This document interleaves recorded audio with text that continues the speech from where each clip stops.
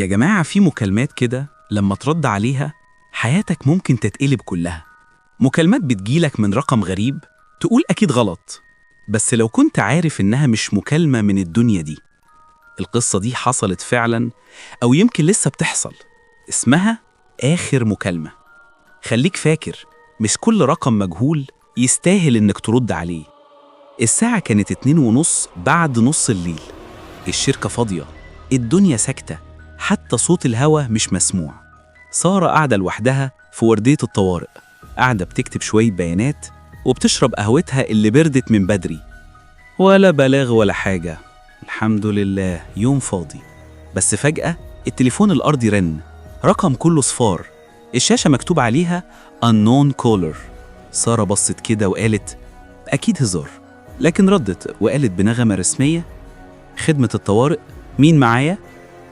وسمعت صوت راجل مبحوح بيقول بهمس الحقيني، هي رجعت.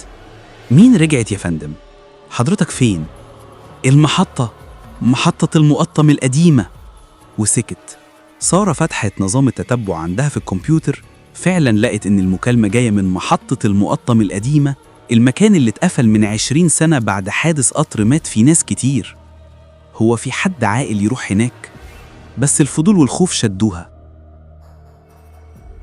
الجو كان بيمطر والطريق فاضي تماما، كل شوية البرق ينور السما ويكشف الطريق الفاضي. شغالت الراديو عشان تهدي نفسها، لكن المحطة الوحيدة اللي اشتغلت كانت بتقول بصوت ست غريب المكالمة الأخيرة ما بتتقفلش أبدا. قفلته بسرعة وقلبها بدأ يدق بسرعة. وصلت المكان، المحل شكله يخوف، السور مكسر واللافتة مكتوب عليها محطة المقطم القديمة بالعافية. الهوا واقف والهدوء خانق. فتحت كشاف الموبايل ومشيت، خطواتها بتعمل صدى غريب. وفجأة سمعت صوت خطوات تانية وراها. في حد هنا؟ مفيش رد، لكن في ضوء خافت جاي من شباك التذاكر القديم. قربت، لقت تليفون أرضي قديم بيرن لوحده. سارة مدت ايدها ورفعت السماعة. مين؟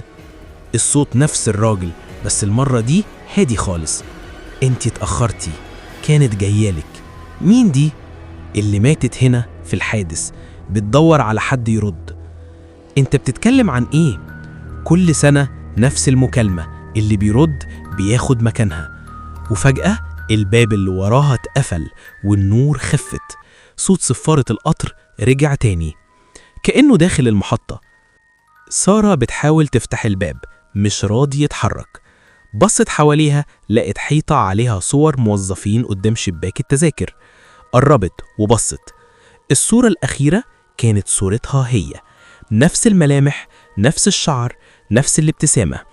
وتحتها مكتوب سارة عبد الهادي، توفيت أثناء تلقي مكالمة طوارئ 2005. إيه ده؟ أنا لسه عايشة. النور بدأ يطفي واحدة واحدة والتليفون رن تاني. المرة دي الصوت كان صوتها هي، الحقيني، هي رجعت. الهوا بقى تقيل، المكان كله بيتهز. سارة شايفة في آخر الرصيف بنت ماشية ناحية التليفون، شعرها مبلول ووشها مش باين.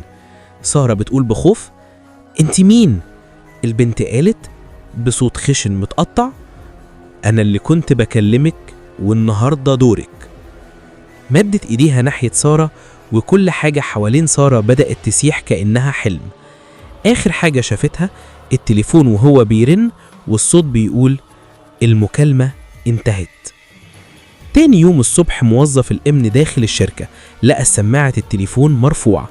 قال يا سارة انت لسه هنا؟ مفيش رد.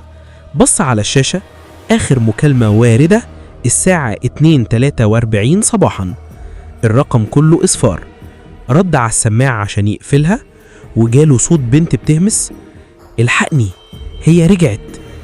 بص على الشاشة، مكتوب المكالمة من سارة عبد الهادي.